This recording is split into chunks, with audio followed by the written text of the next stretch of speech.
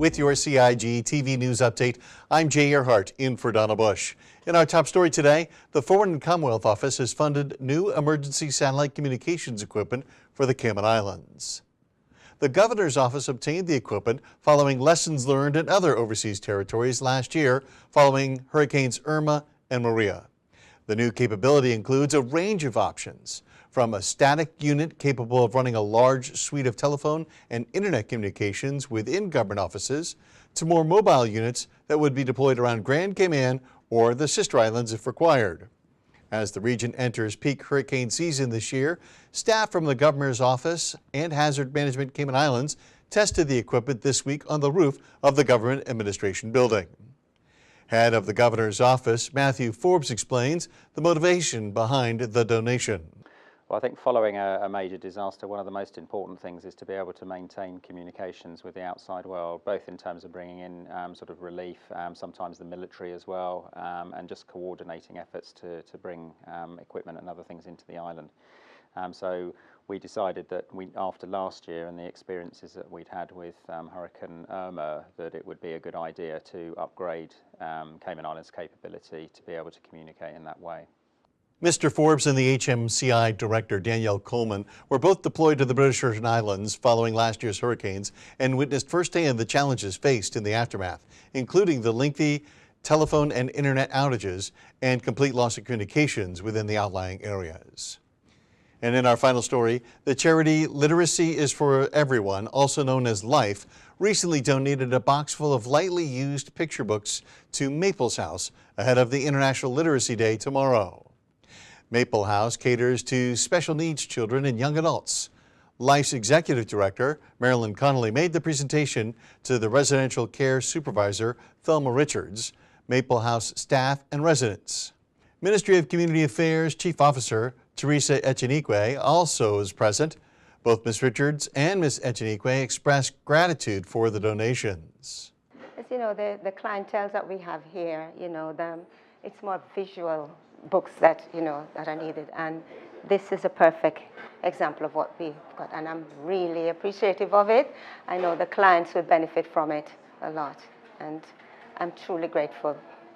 We're very excited and extremely pleased by the donation that's being made today by LIFE. This is an excellent opportunity for our children to continue to grow and learn. And based on the children that we have within our facility, the specialized books and the type of books that we're receiving today is definitely what they will benefit from. So we're extremely pleased by this donation and extend our gratitude and appreciation to the members of LIFE. In partnership with government, LIFE undertakes several programs to increase literacy levels in the government school system, as well as focusing on bringing literacy to the home and the community. Ms. Connolly says the charity is always open to volunteers.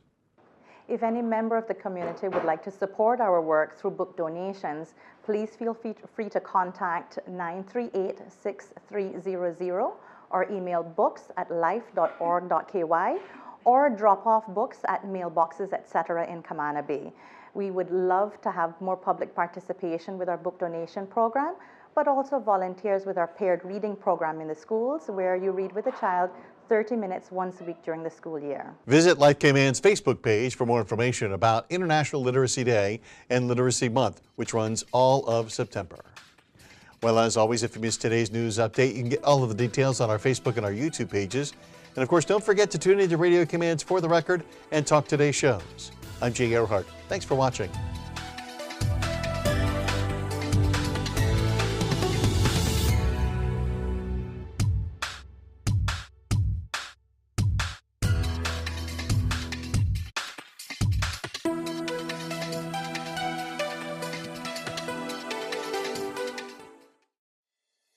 The Esterly-Tibbetts Highway 3-lane roundabout is ready for drivers.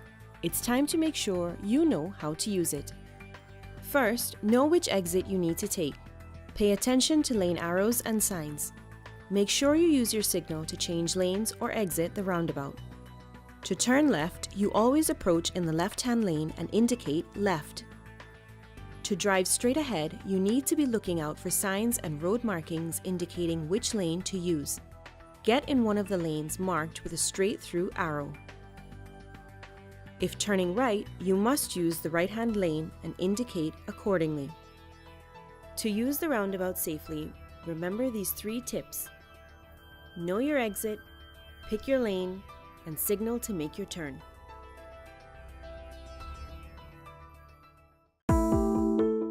Did you know your mailing address details on your land register must be up to date in order to receive notices on new development which may impact you?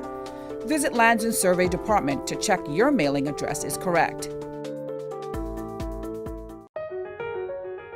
Did you know that walls, fences located along the road require planning permission no matter the height? You should check with the department as a planning and permit application may be required. Did you know that fences and walls within the high water setback require planning permission no matter the height?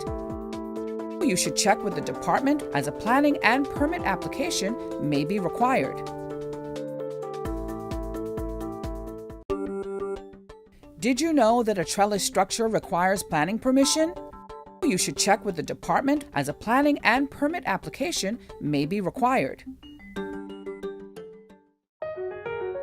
Did you know that a deck more than 6 inches above finished grade requires planning permission?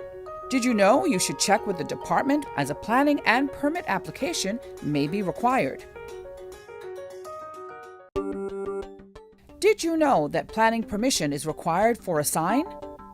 Did you know you should check with the department as a planning and permit application may be required?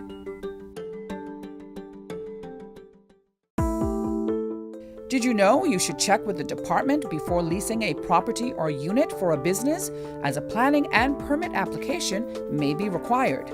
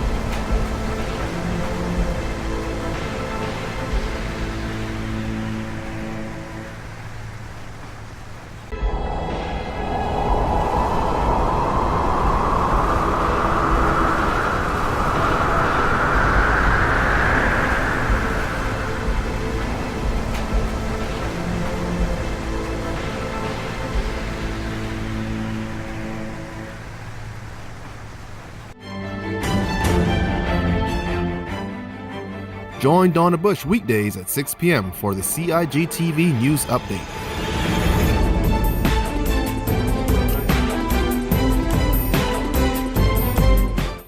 Get the latest on what's happening in government on a daily basis. News Update first at 6 p.m.